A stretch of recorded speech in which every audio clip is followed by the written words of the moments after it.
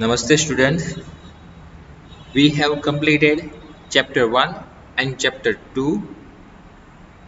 Now I am going to start chapter 3 Edio.net and database. Very important chapter on exam point of view. In this chapter I am going to first explain Edio.net and first I will give introduction, then one by one કેવી રીતના Edio.net આવ્યું છે, like evolution of Edio.net, Edio.net architecture, connected and disconnected architecture, data provider, namespace, then different type classes, connection class and command database reader, okay, data set. આ બધા one by one આપણે જોશું. હવે સૌથી પહેલા જે છે એ Edio.net નું થોડુંક ઇન્ટ્રોડક્શન તમને આપું અને પછી આપણે ચેપ્ટર સ્ટાર્ટ કરીએ. આગળ આઈ મીન વધારાની ડિટેલ્સમાં આપણે જોઈએ. પહેલા થોડીક થિયરી આવશે સ્ટાર્ટિંગના લેક્ચર્સમાં અને પછી આપણે પ્રેક્ટિકલી એ જોશું. લાસ્ટ સેમેસ્ટરમાં આપણે connected architecture and disconnected architecture topic જોઈ ગયા છીએ. આ જ ચેપ્ટર ત્યાં જોઈ ગયા છીએ. સો અગેઇન આ ચેપ્ટર આપણા માટે રિપીટેડ છે એકચ્યુઅલી જોવા જઈએ તો. ASP.NET ખાલી ASP.NET નથી, ASP.NET વિથ C# છે. એટલે કે તમારે ASP.NET માં વર્ક કરવાનું છે C# ની સાથે. સો આપણે ત્યાં C# માં જે ચેપ્ટર જોઈ ગયા હતા કનેક્ટિવિટીનું, એ જ ચેપ્ટર અહીંયા એઝ ઇટ ઇઝ આપણા માટે રહેવાનું છે. થોડી ઘણી ફંક્શનાલિટી ચેન્જીસ થતી હોય છે તો એ આપણે આમાં એ ડ્યુરેશનમાં જોશું જ હમણાં. Okay, first one, introduction. Application is stand Windows based application or web application. Application એટલે બે ટાઈપની એપ્લિકેશન હોઈ શકે છે, વિન્ડોઝ એપ્લિકેશન હોય ઓર વેબ એપ્લિકેશન હોઈ શકે, લાઈક વેબસાઇટ કે. Data access is the most important concern of any application. કોઈ પણ એપ્લિકેશન જો હોય તો એમાં ડેટાબેઝ જે છે એ જરૂરી હોય છે. વિધાઉટ ડેટાબેઝ કોઈ પણ એપ્લિકેશન હોય તો એમાં એ કોઈ સ્ટોરેજ વેલ્યુ સ્ટોરેજ રહેશે નહીં અને સ્ટોરેજ કરેલી વેલ્યુ એક્સેસ કરવાની નહીં થઈ શકે. એકદમ એની પાસે ફ્રન્ટ એન્ડ હશે અને એનો યુઝ કરીને ખાલી પ્રોસેસ કરી શકે, પણ એમાં કોઈ એનો ડેટા રહી ન શકે, તો એનો કોઈ ફ્યુચર યુઝ ન થઈ શકે. And we already know that data is very important for any users. Without that data sometimes some applications are not useful. All the applications need to store data in database and access the data for different purpose. જે કોઈ applications છે એમાં data store કરવાની requirement રહેતી હોય છે. Data store કઈ જગ્યાએ થાય છે? ડેટાબેઝમાં થતો હોય છે.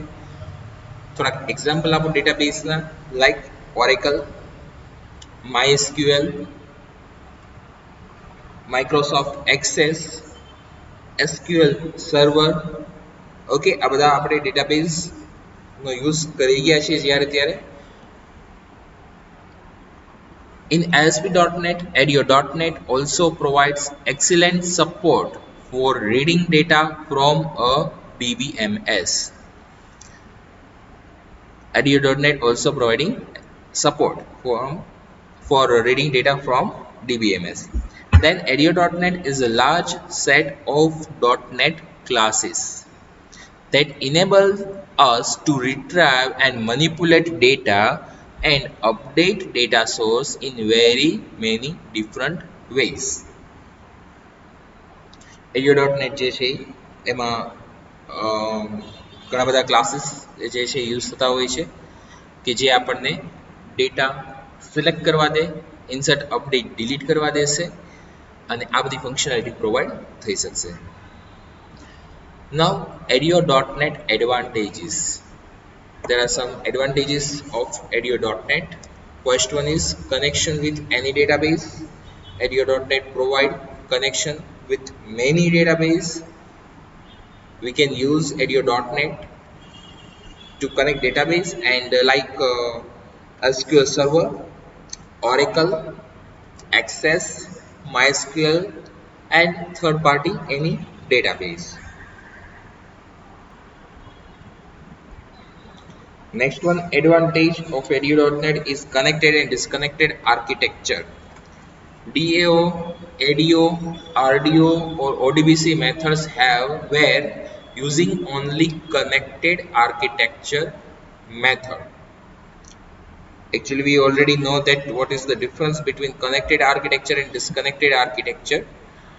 કનેક્ટેડ આર્કિટેક્ચરમાં કન્ટિન્યુઅસલી ડેટાબેઝ જે છે કનેક્ટ રહેતો હોય છે એપ્લિકેશન સાથે, જ્યારે ડિસ્કનેક્ટેડ આર્કિટેક્ચરમાં જ્યારે રિક્વાયરમેન્ટ હોય ત્યારે ડેટાબેઝ કનેક્શન એસ્ટાબ્લિશ થશે, ડેટા ટ્રાન્સફર થશે એન્ડ કનેક્શન ક્લોઝ થઈ જશે. That one is disconnected architecture. So એક મેઇન ડિફરન્સ એ છે, એ સિવાયના ઘણા ડિફરન્સ છે, પણ મેઇન ડિફરન્સ જે છે એ આ બે વચ્ચેનો એ છે. તો આ બધા જે આવતા હતા ડીએઓ, એડીઓ, આરડીઓ અને ઓડીબીસી, તો આ બધાથીને ખાલી કનેક્ટેડ આર્કિટેક્ચર જ સપોર્ટ કરે છે, ડિસ્કનેક્ટેડ આર્કિટેક્ચર સપોર્ટ નથી કરતું. ADO.NET has another great feature called disconnected data access, which is the prime requirement of all web-based or giant application today. And currently, disconnected architecture are widely used. Disconnected architecture જ વધારે use થાય છે.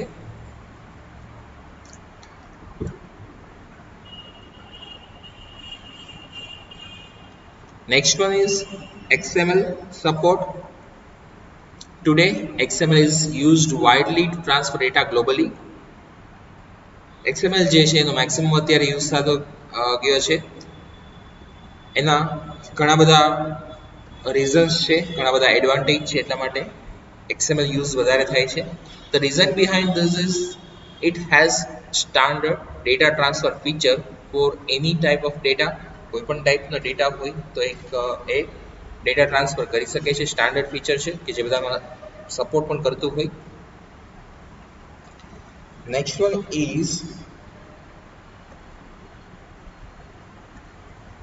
fast, scalable and secure. As we can use disconnected architecture using ADO.NET, web applications are faster now. ADO.NET provides facility to deal with distributed database easily. It also provides XML and other supports. આ બધા જે features એના છે એના કારણે ADO.NET જે છે એ વધારે યુઝ થાય છે. એક તો ડિસ્કનેક્ટેડને સપોર્ટ કરે છે, સાથે સાથે XML જે છે એનો પણ સપોર્ટ મળે છે અને ડિસ્ટ્રીબ્યુટેડ ડેટાબેઝ જે છે એમાં પણ સપોર્ટ કરે છે. સો આ બધા સપોર્ટ એમાં મળે છે, તો વર્ક કરવું જે છે ઇઝી છે. ડિસ્ટ્રીબ્યુટેડ ડેટાબેઝ દેટ મીન્સ કે ડેટાબેઝ કે જે એક સર્વર ઉપર ન હોતા અલગ અલગ સર્વર ઉપર અલગ અલગ લોકેશન પર હોઈ શકે અને એમાં પણ સપોર્ટ કરી શકે છે. અને એનાથી ADO.NET થીને આઉટપુટ પણ ફાસ્ટ મળે છે. કઈ રીતે કે કન્ટિન્યુઅસલી સર્વરનો યુઝ ન થતો હોય, કનેક્ટેડ આર્કિટેક્ચર છે એમાં શું હોય છે કે કન્ટિન્યુઅસલી સર્વરનો યુઝ થતો હશે, સર્વર એક્સેસ થતો હશે. So at that time users જે છે એને રિસ્પોન્સ સર્વરે કરવું પડશે, ભલે એ યુઝર એના ઉપર એક ખાલી પેજ ઓપન કરી લીધું હોય ત્યાર પછી રીડ કરતો હોય, તો on that time continuously server access થતો હશે. જ્યારે ડિસ્કનેક્ટેડ આર્કિટેક્ચરમાં પેજ ઓપન થઈ ગયું છે, કનેક્શન ક્લોઝ થઈ જશે અને સર્વરનો એક્સેસ નહીં થાય, એની બદલે કોઈ બીજા યુઝર્સ આવતા હશે તો એનું એટલી સ્પેસ બીજા યુઝરને એલોકેટ થઈ શકે. સો ઓલ ઓવર પરફોર્મન્સ જે છે એ આપણને ફાસ્ટ મળશે. Next one is cross language support. DAO, ADO or RDO were designed only for VB. એક વિઝ્યુઅલ બેઝિક 6.0 એક પેલા સિલેબસમાં આવતું અને ત્યારે આ બધાનો યુઝ આવતો. DAO, ADO અને RDO આ બધા જ્યારે ડિઝાઇન કર્યા ત્યારે VBના પર્પઝ માટે ડિઝાઇન કરેલા. દેન .NET supports many languages. .NET જે છે ઘણી બધી લેંગ્વેજ સપોર્ટ કરે છે, like VB, I mean VB.NET, then C#, J#. Okay, તો આ બધી લેંગ્વેજીસમાં ADO.NET જે છે યુઝ થઈ શકે છે. તો આ બધા જે છે એના એડવાન્ટેજીસ છે. Next one, evolutions of ADIO.NET. First સૌથી પહેલા જે આવ્યું એ ODBC, then DAO, then RDO, then OLEDB, then ADIO, and in last ADIO.NET. And we are using ADIO.NET in ASP.NET. ADIO.NET જે છે આપણને ફંક્શનાલિટી મળે છે એના ફ્રેમવર્ક થ્રુ, ફ્રેમવર્ક આપણને આપેલું છે એનાથી આપણે એનો યુઝ કરી શકીએ છીએ. હવે આ વન બાય વન એક્સપ્લેન કરું છું. ફર્સ્ટ અહીંથી સ્ટાર્ટ કરું છું, ODBC થી ને વન બાય વન એક્સપ્લેન કરું શું લિમિટેશન હતી, તો એના કારણે નેક્સ્ટ વન જે છે એ આવેલું હોય. ODBC ફર્સ્ટ વન તો full form ODBC, open database connectivity. This method to communicate with database, ODBC જે છે એ કમ્યુનિકેટ કરે છે ડેટાબેઝની સાથે. ODBC was containing one mediator layer to connect database. So operations were performed slowly. બે વચ્ચે એક mediator layer હતું કે જેનાથી એ આઉટપુટ જે છે એનું આપણને સ્લોલી મળતું હતું.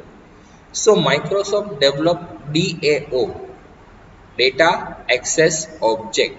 Second one is DAO, Data Access Object, which specially under VB, કે જે VB ની સાથે જ યુઝ થતું હતું. which use jet database. જો તમે કોઈ VB ઉપર વર્ક કરેલું હોય તો ત્યાં આવે જ છે jet database. DAO had problems of using it only organization level, only at network level. Can't work in shared from remote places. So એક અગેન પાછી એના માટે લિમિટેશન આવી ગઈ DAO માટે. So next one, RDO, remote data object, which gave feature of accessing remote data with similar features of DAO. One problem, it was mainly used for JET database, JET database, Microsoft Access database. So again there is one problem, we cannot use regularly. It can only use with JET database. How to connect with SQL Server or Oracle or DB2 or any third party databases. So RDO has limitations. It cannot connect with SQL Server, Oracle, DB2 or any other databases. So next one, OLEDB, object linking and embedding database feature was developed by Microsoft. So આ limitations માંથી બહાર આવવા માટે થઈ OLEDB જે છે એ માઇક્રોસોફ્ટે develop કર્યું. It was to support universal data access, that you can access and share data from any database. જેનો OLEDB નો યુઝ યુનિવર્સલ ડેટા એક્સેસ તરીકે થઈ શકવા માંડ્યો અને કોઈ પણ બીજા ડેટાબેઝ જે છે એનો યુઝ આપણે કરી શક્યા. Next one, ADO, ActiveX Data Object, which is superset of OLEDB. ADO was introduced by keeping web development in mind. ADO જે છે એ વેબ એપ્લિકેશન ડેવલપ કરવાને ધ્યાનમાં રાખીને પણ ડેવલપ કરેલો છે. When you go for web development, scripting language like VBScript or JavaScript and any other script, that was prime concern. ADO was introduced with OLEDB features along with capacity to use scripting language. Okay, એટલે OLEDB માં જે છે એક limitation હતી કે web એપ્લિકેશનમાં આપણે use એવી રીતે ન કરી શકતા. એટલા માટે થઈને નેક્સ્ટ વન આવ્યું ઓડિયો, કે જેમાં સેમ OLEDB ના ફીચર્સ હતા અને સાથે સાથે એક ફંક્શનાલિટી વધારે હતી. ADO has capacity to use scripting language. એટલે ADO જે છે એમાં સ્ક્રિપ્ટિંગ લેંગ્વેજ યુઝ થઈ શકે એવી એક કેપેસિટી હતી. ADO was most advantageous feature of Microsoft. It had some problems. Again, ADIO સાથે થોડા problems છે. Like it did not support disconnected architecture. ADIO can only support connected architecture. It cannot support disconnected architecture. Along with XML was another drawback of ADIO. ADIO.NET is now introduced with all these features. એટલે કે XML નો જે use નહોતો થઈ શકતો ADIO માં, એ પણ એક limitation હતી. તો બે મેજર લિમિટેશન કહી શકાય. એક તો XML નો યુઝ નહોતો થઈ શકતો અને બીજું ડિસ્કનેક્ટેડ આર્કિટેક્ચર જે છે એ યુઝ નહોતો થઈ શકતો. સો ADIO.NET is now introduced with all these feature કે જે ADIO માં ફંક્શનાલિટી હતી એ તો બધી મળતી જ હતી, પ્લસ ADIO.NET માં XML સપોર્ટ મળ્યો, and second one is disconnected architecture support. સો થોડા ફૂલ ફોર્મ પણ ધ્યાનમાં રાખવા જેવા બધાના. ODBC open database connectivity, DAO data access object, then RDO remote data object, then OLEDB object, linking and embedding database, then ADIO ActiveX data object, and ADIO.NET એટલે કે એમાં ADIO નું ActiveX data object જ રહેશે. તો કોઈ પણ એક પ્રોબ્લેમ આવતા ગયા કે એની કોઈ કાં તો લિમિટેશન્સ આવતી ગઈ, તો એના માટે થઈને ત્યાર પછીનું નેક્સ્ટ વન જે છે એ ડેવલપ કર્યું હોય. સો સિક્વન્સ આ રીતના છે. First one is ODBC, then DAO, then RDO, then OLEDB, then ADIO, and in last we are using that one is ADIO.NET. Now I am explaining ADIO.NET architecture. Connected architecture there is one point, connected architecture, and another is disconnected architecture.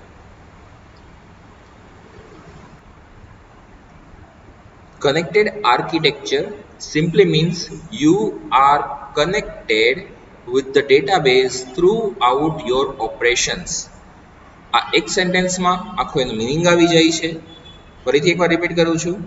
Connected architecture simply means you are connected with the database throughout your operations. એટલે કે જ્યાંથી આપણે start કર્યું હોય ત્યાંથી લઈને and સુધી continuously user જે છે એ ખાલી પેજ રીડ કરતો હોય કે કાંઈ જ વર્ક ન કરતો હોય, પણ એ વેબસાઇટ ઓપન કરાવડાવી છે તો એ કન્ટિન્યુઅસલી એ વેબસાઇટ સાથે કનેક્ટેડ હશે. દેટ મીન્સ કે એના સર્વર સાથે કનેક્ટેડ હશે કે જ્યાં વેબસાઇટ છે અને એ કન્ટિન્યુઅસલી એ સર્વરનો યુઝ કરતો હશે. You have a form in VB in the load event of form you have connected a database, and in unload event of form you have released the connection from database. જો VB આપણે use કરતા હોય તો કે કદાચ કોઈ use કરેલું હોય તો આપણે એવી રીતે કરવું પડે કે એમાં એક લોડ ઇવેન્ટ આવે છે અને અનલોડ ઇવેન્ટ આવે છે. જ્યારે લોડ એટલે કે ફોર્મ લોડ થતું હોય ત્યારે આપણે ડેટાબેઝ કનેક્શનનો કોડ અપ્લાય કરતા હોઈએ, અને અનલોડમાં આપણે ડેટાબેઝ કનેક્શન ત્યાંથી રિમૂવ કરતા હોય, ઓર આઈ મીન એની સાથે જે રિલીઝ કરતા હોય ડેટાબેઝ સાથે, તો એ અનલોડનું કોડિંગ લખતા હોઈએ છીએ. When form will be loaded, connection will be made and it will last till the form is unloaded. Meanwhile, the form is free but still the connection is open. આજ જે explain કર્યું છે એ જ ફરીથી એકવાર એક્સપ્લેન કરું છું કે જેવું ફોર્મ લોડ થાય છે ત્યારે કનેક્શન થાય છે, અને પછી કાંઈ પણ યુઝ ન થતો હોય, ખાલી ફોર્મ ઓપન છે તો પણ જ્યાં સુધી ફોર્મ ક્લોઝ નહીં થાય ત્યાં સુધી કન્ટિન્યુઅસલી કનેક્શન એનું ડેટાબેઝ સર્વર સાથે રહેશે અને એ એક્સેસ કન્ટિન્યુઅસલી થતું હશે. નેક્સ્ટ વન ઇઝ એટલે કે continue ટોપિકમાં bound connectivity and unbound connectivity. Both of these methods are example of connected architecture. Just the difference is one you do programming by setting properties, where in another you do with coding. Bound connectivity અને unbound connectivity એટલે ઘણા લોકો એવી comparison કરતા હોય છે connected architecture અને disconnected architecture. Actually એવું નથી. That one is wrong. Bound connectivity and unbound connectivity, both of this method are example of connected architecture only. It is not disconnected architecture. Clearly understand this. Bound and unbound, this type of connectivity are part of connected architecture. બે વચ્ચેનો difference એટલો જ છે કે bound કનેક્ટિવિટીમાં આપણે કોઈ coding apply નથી કરવું પડતું, જસ્ટ એની પ્રોપર્ટીઝ જ સેટ કરવાની હોય છે, જ્યારે અનબાઉન્ડ કનેક્ટિવિટીમાં આપણે કોડિંગ અપ્લાય કરવાનું હોય છે. Although connected architecture is faster than disconnected architecture, this is one advantage between connected and disconnected architecture. એક એડવાન્ટેજ છે કનેક્ટેડ આર્કિટેક્ચરનો આ બે વચ્ચેના આર્કિટેક્ચરમાં. It has one main problem of creating more traffic and database end, because users are constantly connected to the database. If user is continuously using network and continuously using its server, then other users need to wait, or system will go slow down when users are maximum used. એટલે કે maximum users ત્યારે use થઈ ગયા હોય એ ટાઈમે server slow થઈ જશે અને એક્સેસ ફાસ્ટ નહીં થાય, અને એના કરતાં બેટર છે કે ડિસ્કનેક્ટેડ આર્કિટેક્ચર જે છે એમાં જ્યારે રિક્વેસ્ટ આવે ત્યારે જ એને રિપ્લાય આપવાનો હોય અને કનેક્શન જે છે એ ક્લોઝ થઈ જતું હોય છે. So this is main advantage for disconnect and disadvantage for connect.